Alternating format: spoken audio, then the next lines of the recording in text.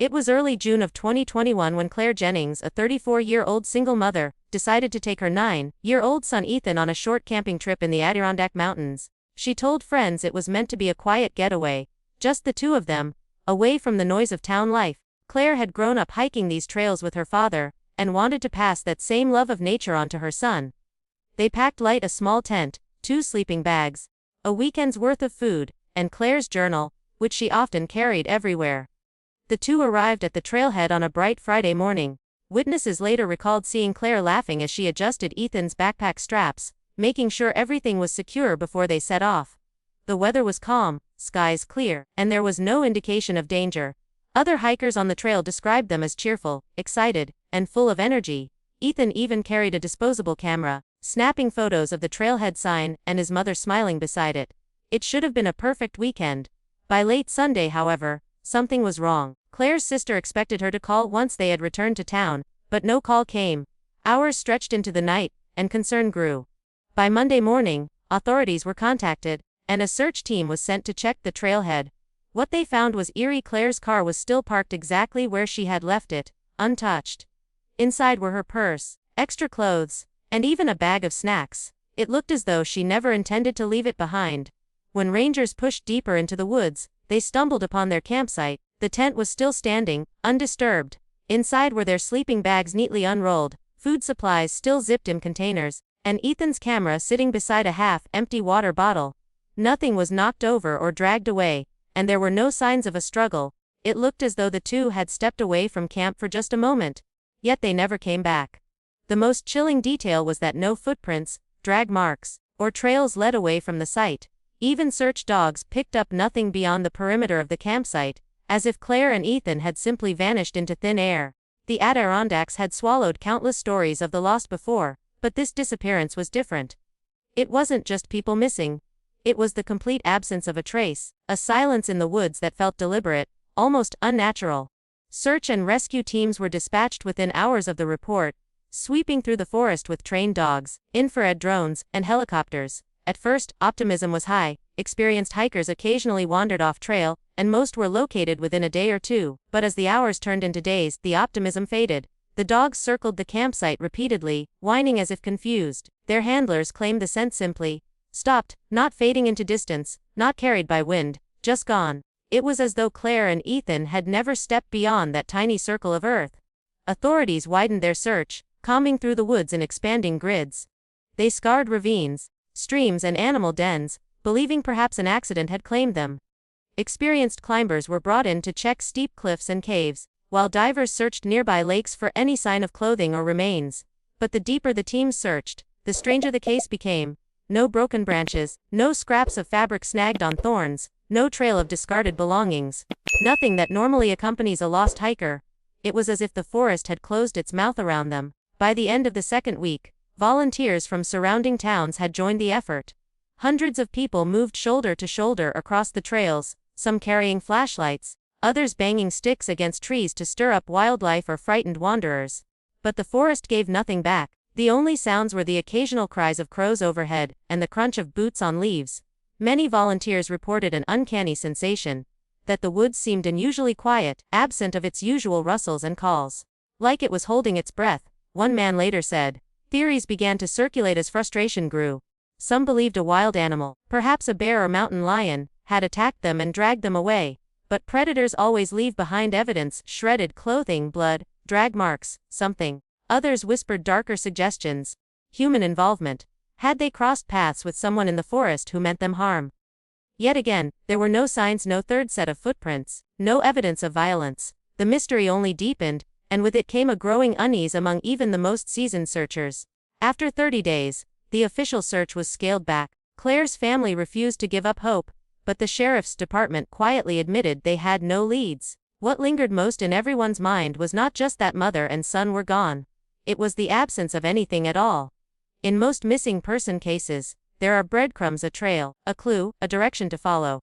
Here, there was nothing, just a silent, unyielding wilderness that seemed determined to keep its secrets.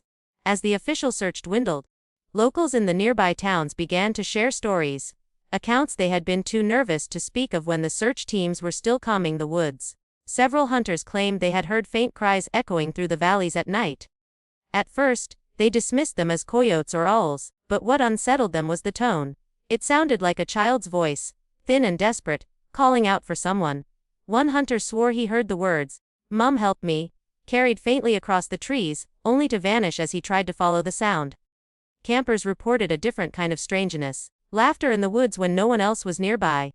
A pair of hikers even claimed they were woken by whispers outside their tent. Soft, hushed voices, as though two people were speaking just beyond the fabric walls. When they gathered the courage to unzip the flap, the forest was empty, still, and darker than they had ever known. They packed up and left before sunrise, refusing to ever camp there again. Rangers, who normally dismissed such accounts, began noticing the odd reports piling up. Some of them admitted to their own unsettling experiences. One patrol officer described hearing the sound of twigs snapping as though someone was following him, but when he spun around with his flashlight, there was nothing. Another ranger confessed to seeing what looked like a figure standing far off between the trees. A tall silhouette with something small beside it. But when he blinked, the shapes were gone. He never returned to that section of the trail again. Folklore soon revived among the locals. The Adirondacks have long carried their share of ghost stories and tales of the Watchers, spirits that dwell in the trees, luring travelers deeper into the wilderness. The unexplained voices, the eerie laughter, and the sudden silence of the woods only fueled the idea that Claire and Ethan's disappearance was not a simple tragedy, but something otherworldly.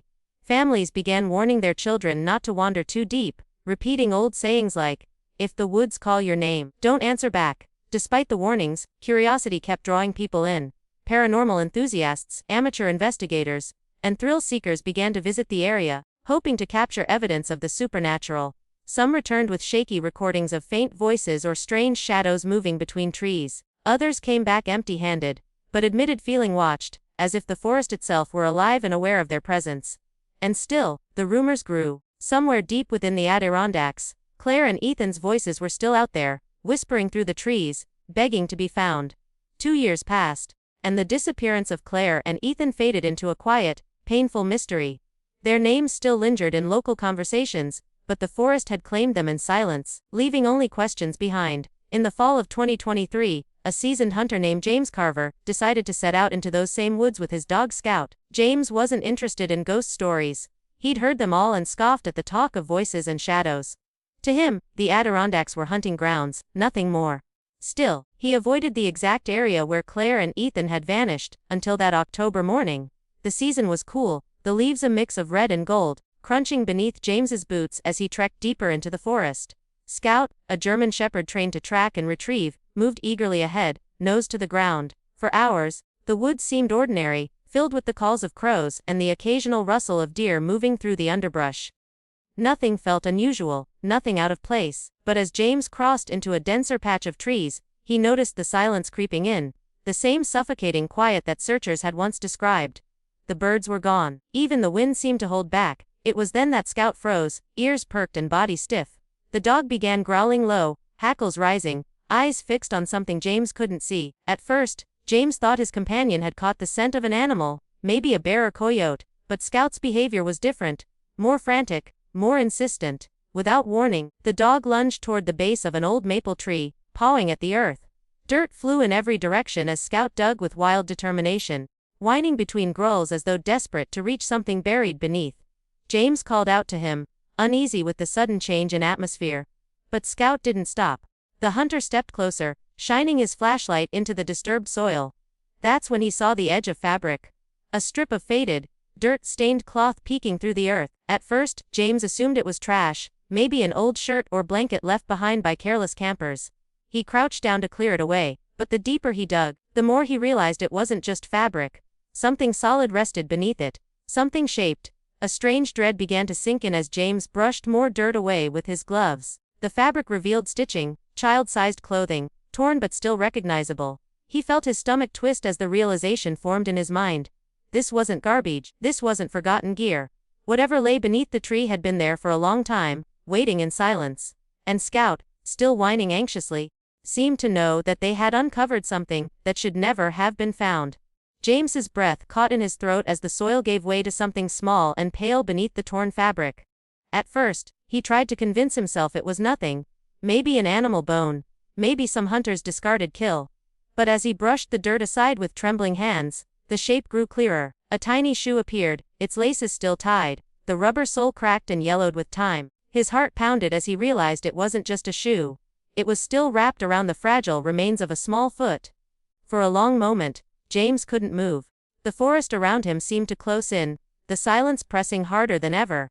Scout whined and circled the spot, pawing at the ground again as though urging his master to keep going. James's hands shook as he uncovered more of the figure.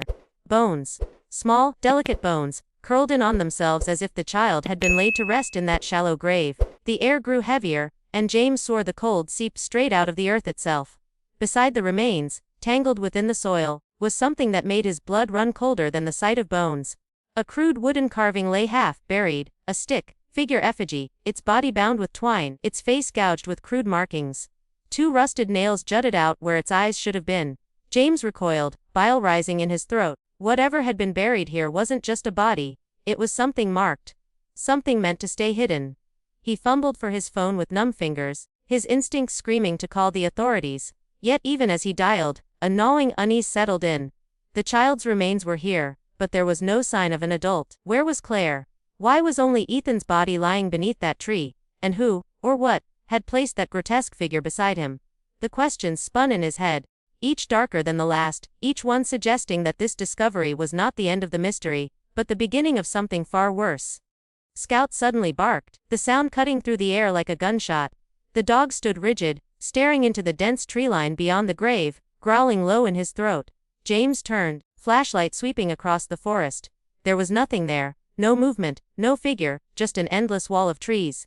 But for the first time since entering the woods, James felt certain he wasn't alone. Someone, or something, was watching him as he knelt beside the grave. By the time investigators arrived, night had already settled over the Adirondacks. Floodlights were set up around the site, casting long, wavering shadows between the trees. Officers worked silently, their movements slow, as though the very act of digging into the soil felt wrong. The remains of the child were carefully lifted from the earth, each bone fragile, brittle with time. But alongside them, the officers unearthed more than just human remains. Buried deeper were scraps of fabric, a child's backpack with faded cartoon designs, and the wooden effigy, now sealed in a plastic evidence bag, though none of the men seemed willing to hold it for long. The investigators expected to find Claire's body nearby. In most missing persons cases, especially involving a parent and child, the remains are close together. Yet as they widened the excavation around the maple tree, the soil yielded nothing more. What they did find was unsettling: a trail of shredded fabric, weather-worn but still recognizable as adult clothing, scattered like breadcrumbs leading away from the site. Each piece looked torn, not cut, threads hanging loose, stained with dark, unidentifiable marks. The trail vanished into the thicker part of the forest, as though deliberately pulling searchers deeper. Forensics noted that the child's skeleton had been carefully placed, not scattered by animals or hastily buried. The curled position suggested intentional placement, almost as if someone, or something, had laid Ethan to rest. Yet the presence of the effigy complicated everything. Its surface was etched with strange symbols no one could immediately identify, and the nails hammered into its eyes gave it a grotesque, almost ritualistic quality. Some officers muttered under their breath, crossing themselves, while others refused to stand too close to it. As the night wore on, the forest seemed to react to the disturbance. Officers reported hearing faint noises beyond the perimeter, branches snapping, low murmurs that carried on the wind, though no one was there when they searched. One deputy swore he heard a woman's voice, distant but clear, calling a name softly. Ethan. The sound had no source, yet it made the hair on the back of his neck rise. He refused to stay beyond his shift, insisting something was wrong with that place. Still, the most haunting detail was the absence of Claire's body. The torn fabric suggested she hadn't died where Ethan was buried. Some investigators theorized she may have been dragged away, but by whom? Or what? They couldn't say. The path of her disappearance remained open, ended, stretching into the unknown darkness of the forest, as though the woods themselves were hiding her. And every time the wind passed through the branches, several officers swore they heard it, the faint cry of a woman echoing between the trees. Months passed after the grim discovery, yet no further answers surfaced.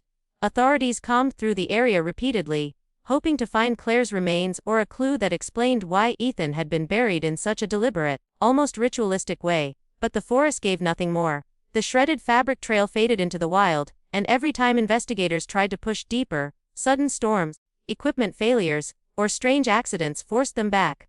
It was as if the woods themselves resisted being searched, pushing intruders out before they could get too far. The case eventually turned cold once again, left to gather dust in the sheriff's office. But for those living near the Adirondacks, the story never truly ended. Hikers began reporting unusual sightings. A pale figure wandering the trails at dusk, barefoot, her hair long and tangled, clutching something to her chest. Some swore she was whispering a name into the trees. Others claimed they saw a child trailing close behind her, but when they looked again, the figure was gone. Those who heard the whispers said it was always the same word, Ethan. Even experienced woodsmen avoided that part of the forest, claiming it carried a heaviness unlike anywhere else. Hunters reported the sound of footsteps pacing behind them, though no one was ever there. Campers claimed their fires would suddenly dim, as though a shadow had passed over them, and some awoke to find small handprints pressed into the fabric of their tents. Prints far too small to belong to an adult. Every strange event seemed to pull the legend of Claire and Ethan further into the realm of the supernatural. Local folklore began to twist around the story, blending fact and fear. Some whispered that Claire was still alive, cursed to wander the woods searching for her son. Others insisted she had become something else entirely, no longer human, but a restless spirit bound to the place where she lost everything. Paranormal investigators visited the site with cameras and recorders, capturing faint cries, flickering lights, and distorted images. None of their evidence explained what had happened, but every recording carried the same underlying feeling: despair. To this day, hikers who dare to walk those trails at night speak of a presence that follows them, keeping just out of sight. Some say they've glimpsed the outline of a woman moving between the trees, her voice threading through the wind like a soft, sorrowful echo. Others claim they've heard a child laughing, fading into a cry, just before the forest goes silent again. And in that silence, one thing becomes clear: the Adirondacks are still keeping their secrets, and whatever happened to Claire Jennings has never truly ended. So, what truly happened to Claire Jennings and her son Ethan in the Adirondacks? Were they victims of something human, something ritualistic, or did the forest itself claim them? As it has countless others before, the truth remains buried in silence. And if you ever find yourself walking those trails after dark, and you hear a woman softly calling a child's name, don't answer back, because some voices are not meant to be followed.